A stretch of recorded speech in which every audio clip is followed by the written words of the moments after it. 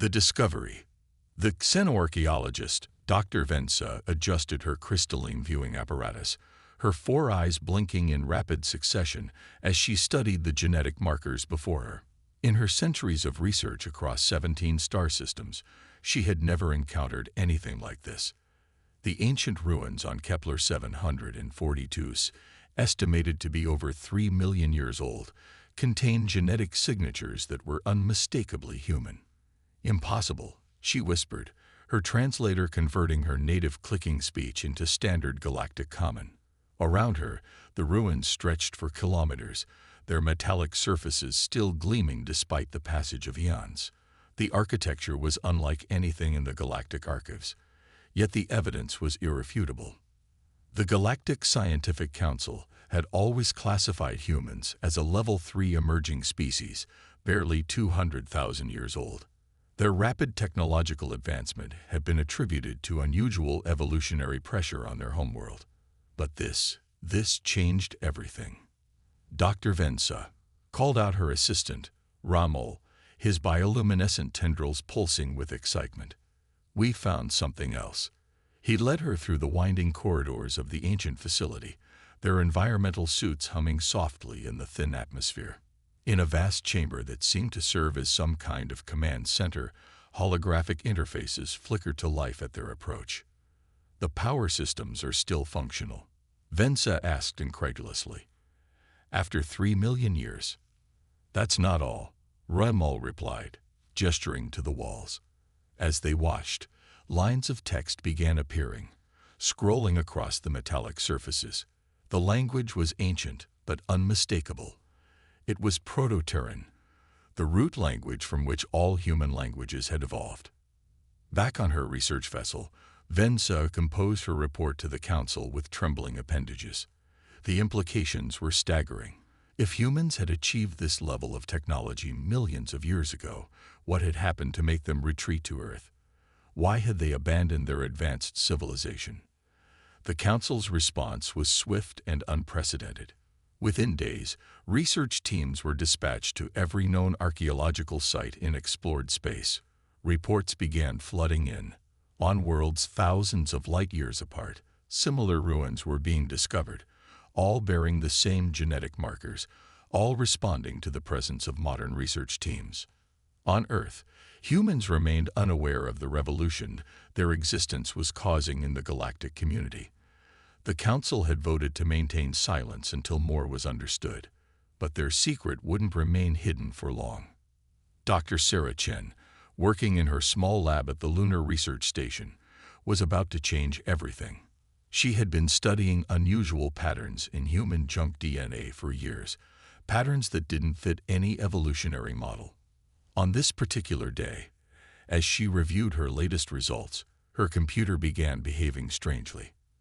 The screen flickered, and lines of code she had never seen before began streaming across it. Her first thought was that she'd been hacked, but then she noticed something odd. The code seemed to be rewriting itself, becoming more familiar with each iteration. It was as if an ancient programming language was evolving in real time, adapting itself to be understood by modern systems. "Oh my God," she breathed, watching as the code finally stabilized into recognizable patterns. They were star maps, engineering schematics, and historical records, all encoded within human DNA itself, waiting for humanity to advance enough to decode them. Meanwhile, in deep space, Dr. Vensa made another discovery that would shake the foundations of galactic society. In the command center of the ancient facility, she found a message, clearly meant to be found by future generations. "To those who find this record, we were first. We seeded the stars with life, shaped worlds to cradle new species, and watched them grow. When the darkness came, we chose to hide among our creations, to become one with them, knowing that one day we would remember. If you are reading this, the time of remembering is near. Look to the children of Earth. They carry within them the legacy of the elder species. They are the key to everything that was, and everything that will be." As she read these words, sensors across the galaxy began detecting something unprecedented. Ancient systems, dormant for millions of years, were beginning to wake up. Humanity's forgotten legacy was stirring, and the galaxy would never be the same. In the depths of space, something else stirred too, something that had waited patiently for this very moment. The children of Earth had finally begun to remember who they were, but they weren't the only ones who had been waiting for this day. The first part of a much larger story was about to unfold, and the galaxy held its breath, watching as humanity stood unknowingly on the brink of reclaiming their forgotten throne among the stars. The awakening. The message spread through the galactic community like a shockwave. On thousands of worlds, ancient human installations were awakening, each activation triggering a cascade of others across vast distances. The Council's attempts to maintain secrecy crumbled as the night skies of countless civilizations lit up with the glow of reactivating orbital platforms. On Earth, Sarah Chen's discovery had not gone unnoticed. Her lab computers had transmitted the decoded DNA data to every major research facility on the planet before anyone could stop it. Humanity's collective consciousness was about to experience an awakening that would reshape their understanding of existence. The first physical changes began subtly. Around the world, people reported increasingly vivid dreams of distant stars and forgotten cities. Children began solving complex mathematical equations without training. Elderly patients with dementia suddenly recalled not just their own memories, but experiences from thousands of generations past. In her orbital laboratory, Dr. Chen worked frantically to understand what was happening. The genetic codes weren't just data storage. They were keys, unlocking dormant portions of human DNA that had been deliberately sealed away eons ago. The human brain, it turned out, was capable of far more than anyone had imagined. "It's like we've been running on backup systems all this time," she explained to a hastily assembled panel of world leaders. "Our ancestors didn't devolve or hide. They rewrote themselves at a fundamental level, becoming something less than what they were, but preserving everything within our genetic code." In deep space, Dr. Vensa watched in awe as the ancient facility systems continued to power up. Holographic displays showed a map of human expansion that dwarfed the known galaxy. The humans hadn't just been an advanced civilization. They had been the civilization, the ones who had seeded the galaxy with life and shepherded the evolution of countless species. But it was on Earth's moon where the most stunning revelation occurred. As the dormant systems reactivated, the lunar surface itself began to change. What humans had thought were natural formations turned out to be carefully disguised structures. The moon, humanity's constant companion, was actually an artificial construction, a watchtower and guardian, placed to protect Earth during humanity's long sleep. The awakening brought challenges as well as revelations. Not everyone could handle the sudden flood of ancestral memories. Hospitals worldwide were overwhelmed with people experiencing what they called the remembering. Vivid flashbacks of lives lived millions of years ago.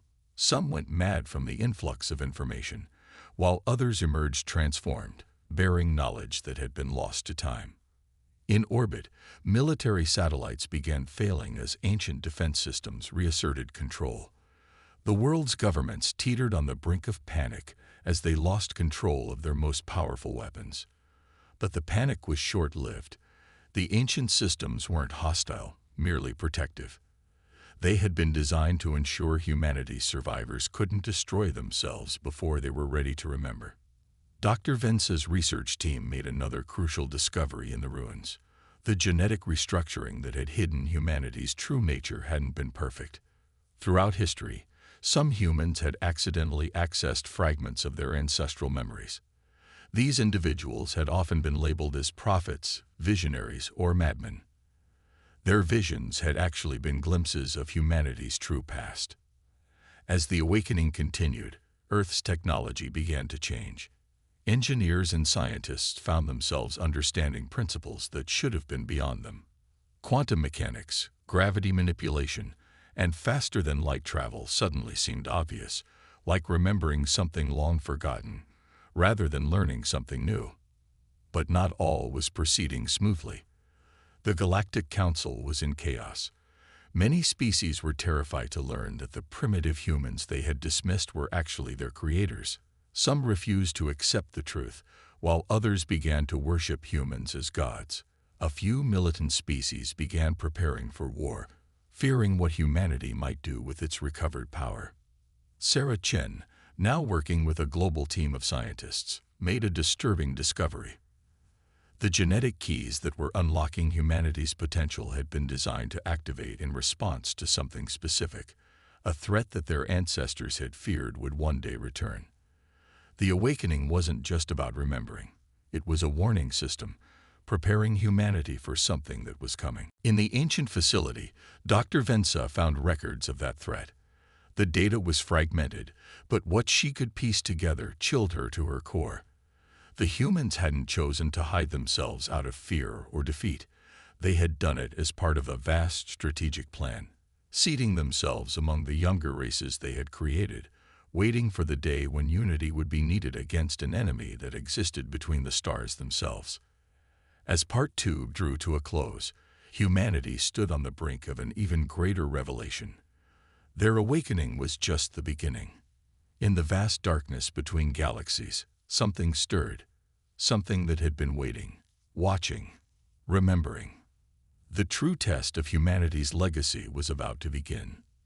The memory. The collective memory hit humanity like a tidal wave. It began with dreams, but soon people worldwide found themselves experiencing vivid flashbacks of a civilization that spanned galaxies. The memories weren't just images or sensations. They carried with them understanding, knowledge that transformed humanity's comprehension of their own existence. Dr. Sarah Chen, working from the newly awakened lunar facility, discovered that the genetic memories were organizing themselves into a coherent narrative. Each person received different fragments, but together they formed a complete picture of humanity's past. It was as if their ancestors had divided their history among all their descendants, ensuring no single individual could access too much knowledge too quickly. "We didn't just explore the stars," she explained during an emergency United Nations session, her voice trembling with emotion. "We were their caretakers. Every habitable world in the galaxy was engineered by our ancestors. Every sentient species was guided along their evolutionary path by human hands." The memories revealed an ancient human civilization that had achieved mastery over matter, energy, and life itself. They had reshaped worlds, engineered species, and unlocked the fundamental secrets of the universe. But with that knowledge came a terrible burden. They had discovered they weren't alone in the cosmos, and not all that existed wished for life to flourish. In the depths of space, Dr. Vensa's team made a breakthrough in decoding the facility's central database. The holographic displays showed the true scope of human achievement: artificial worlds, engineered stars, and technologies that bordered on the divine. But it also showed something else: vast empty regions of space where stars had simply ceased to exist. The memories flooding through humanity's collective consciousness began to focus on these dark spaces. They remembered an enemy that didn't exist as matter or energy, but as a corruption of reality itself. An entity, or entities, that consumed not just life, but the very possibility of life. The humans of that era had called them the Void Hunters. In her lunar laboratory, Sarah Chen worked with a team of scientists who had begun calling themselves the Rememberers. As their ancestral memories stabilized, they started reconstructing the technological marvels of their past. But the memories brought something else: a deep ancestral fear. "Our ancestors didn't just hide," she reported to the world's leaders. "They implemented what they called the Great Dispersion. They seeded themselves among the younger races they had created, hiding their true nature even from themselves. Not out of fear, but as a strategy." The memories revealed that humanity had discovered something crucial about their enemy. The Void Hunters were attracted to concentrated sources of consciousness and technological advancement. By dispersing themselves among their creations, by becoming primitive again, humanity had hidden themselves from their enemy's sight. But they had done more than hide. Each generation of humans had carried within them not just memories, but fragments of an immense quantum equation, a weapon of sorts designed to calculate the very nature of their enemy. Every human birth, every death, every moment of joy or sorrow had been part of an unimaginably vast computation, running for millions of years. In the ancient facility, Dr. Vensa found evidence of this plan's true scope. The younger races hadn't been created solely for their own sake. They were part of humanity's grand strategy. Each species represented a different approach to consciousness, a different way of perceiving reality. Together, they formed a vast network of awareness, watching for signs of the enemy's return. The awakening of human memory was accelerating. People began to understand technologies that shouldn't have been possible. Children drew diagrams of quantum engines in their schoolbooks. Artists painted worlds that had died millions of years ago with perfect accuracy. Musicians composed songs that contained mathematical formulas for manipulating space-time. But with understanding came responsibility. The memories showed that humanity had been more than conquerors or creators. They had been guardians. They had fought the Void Hunters not just for their own survival, but for the right of all life to exist. Their dispersion hadn't been an act of defeat, but the first phase of a plan generations in the making. In orbit around Earth, ancient satellites began coordinating with their counterparts around other worlds. The network humanity had built was vast beyond comprehension, extending into other galaxies, other dimensions. As the systems reactivated, they began sending back data. Movement in the dark spaces between galaxies, distortions in reality that shouldn't exist. The memories became more urgent now, carrying with them not just knowledge but purpose. Humanity hadn't hidden their power out of fear. They had hidden it to protect it, to preserve it for the moment it would be needed most. That moment was approaching faster than anyone had anticipated.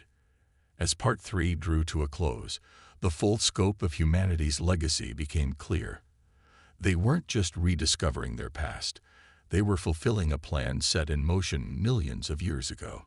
The Void Hunters were returning, but this time, humanity wouldn't face them alone. The younger races they had created, the children of their genius, would stand with them. In the lunar facility, Sarah Chen received one final memory, a message from the past that made everything clear. The awakening wasn't just about remembering who they had been. It was about becoming what they needed to be. The threat returns. The first signs of the Void Hunters' return came not as attacks, but as absences. Stars began to flicker out in the outer reaches of the galaxy, their light not extinguished but erased, as if they had never existed. The quantum sensors humanity had placed millions of years ago began registering distortions in space-time, holes in reality itself. Dr. Sarah Chen, now fully awakened to her ancestral memories, stood before the United World Council in the restored lunar facility. The holographic displays around her showed the encroaching darkness, spreading like ink through the cosmic web.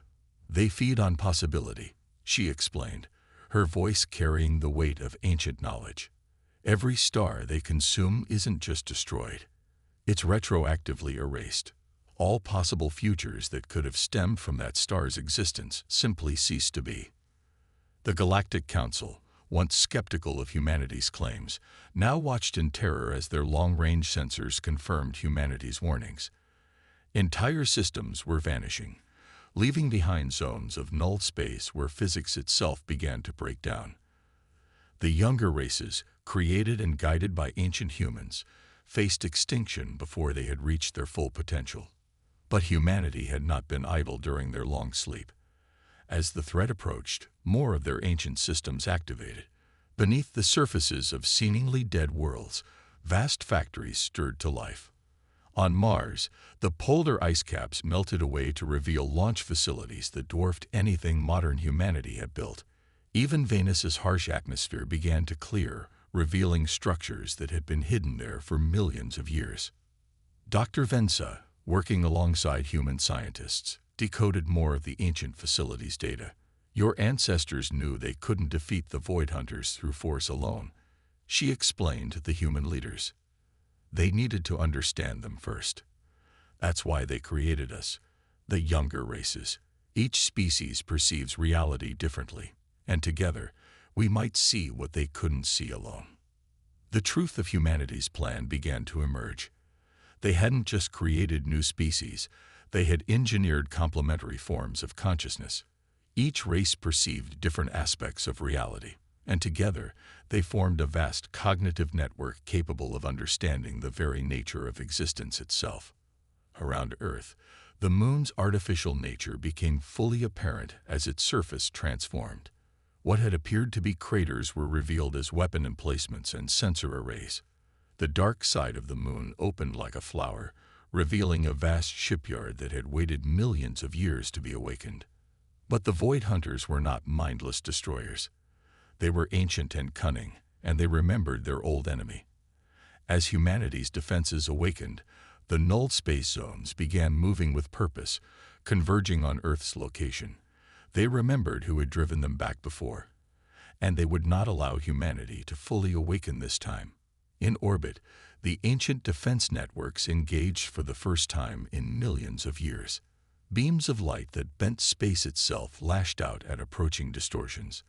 The Moon, revealed now as humanity's greatest fortress, began to move, positioning itself to shield Earth from the coming assault. The younger races, led by Dr. Vensa, brought their own unique perspectives to the fight. The crystalline beings of Rigel could see patterns in quantum foam that even humanity's advanced sensors missed. The living clouds of the Nebula Collective could detect disturbances in spacetime that warned of incoming attacks. But the Void Hunters had evolved too. They had learned from their last encounter with humanity, adapted their strategies. They struck not just at matter and energy, but at probability itself. Weapon systems failed not because they were destroyed, but because the possibility of their successful construction was retroactively erased. Sarah Chen, working with a global team of scientists and representatives from the younger races, realized that conventional defense would not be enough. The quantum computation that humanity had been unconsciously performing for millions of years was nearing its completion, but time was running out.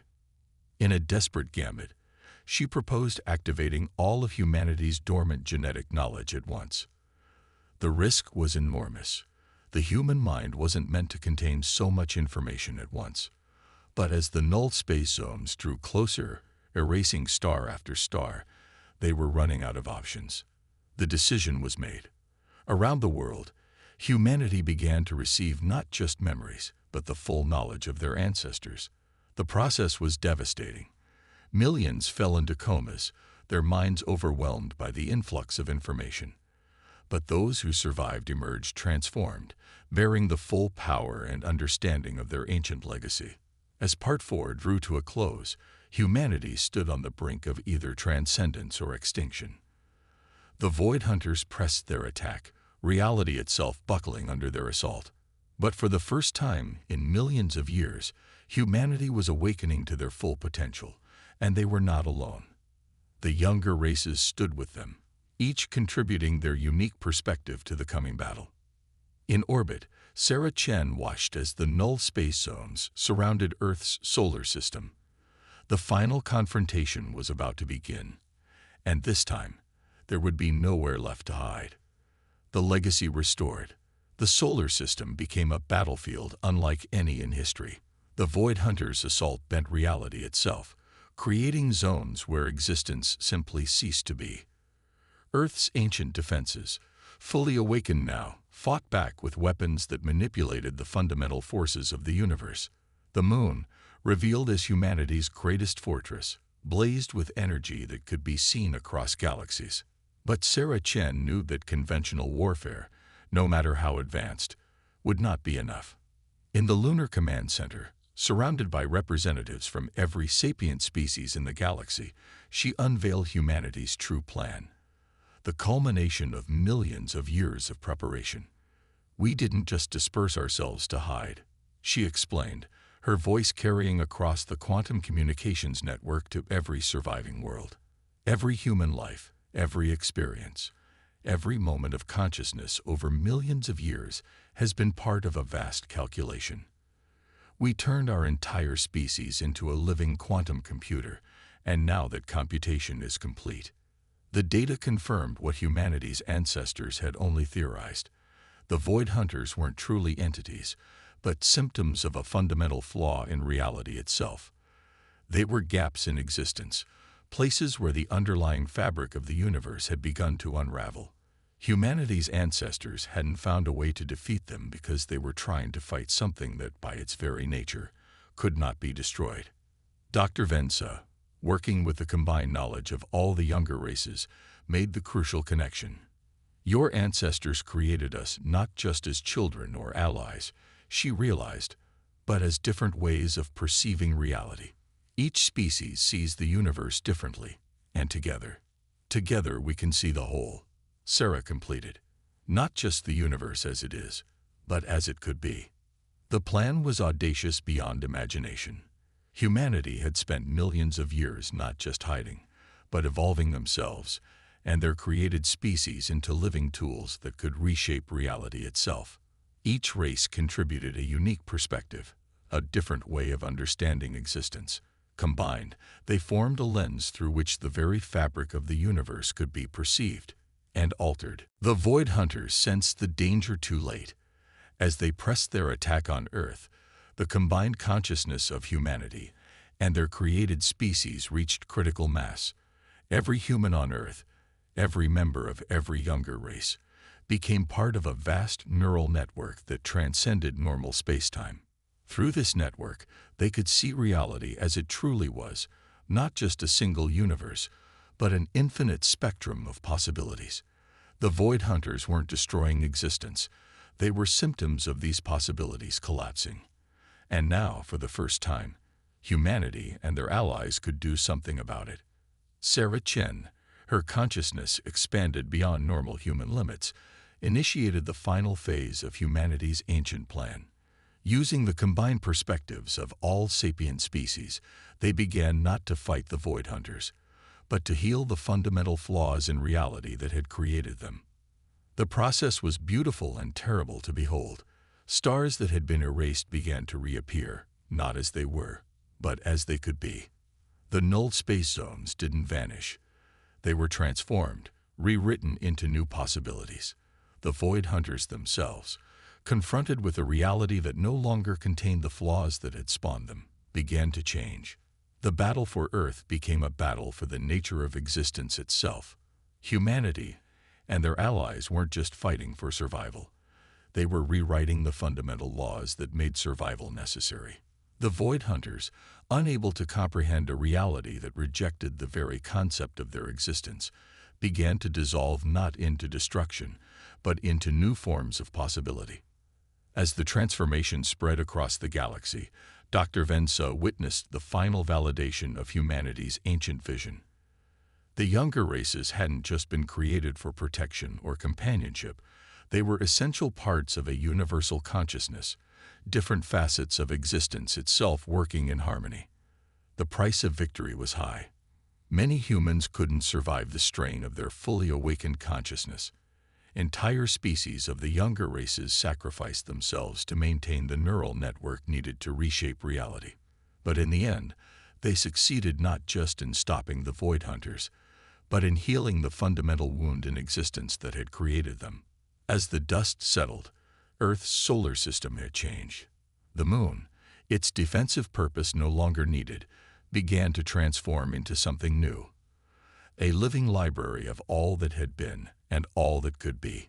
Mars and Venus, their ancient facilities revealed, became new homeworlds for species that had lost their own. But the greatest change was in humanity itself. They had reclaimed their place as the elder species, but not as conquerors or rulers. Instead, they became what their ancestors had always intended: guardians of possibility, protectors of the infinite potential that existence contained. Sarah Chen, standing in the transformed lunar facility, watched as the galaxy bloomed with new life, new possibilities. The younger races, no longer merely created species, had become true partners in the stewardship of existence. Together, they had not just saved reality. They had transformed it into something greater than it had ever been. The ancient human legacy was not just restored, it was fulfilled. In the end, humanity's greatest achievement wasn't surviving the Void Hunters or reclaiming their ancient power.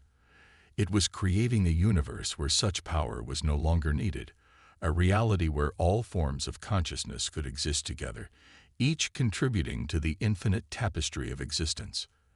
As the story drew to a close, the stars shone brighter than ever before, each one a testament to the power of unity, the strength of diversity, and the endless possibility that lay in working together to create something greater than any single species could achieve alone.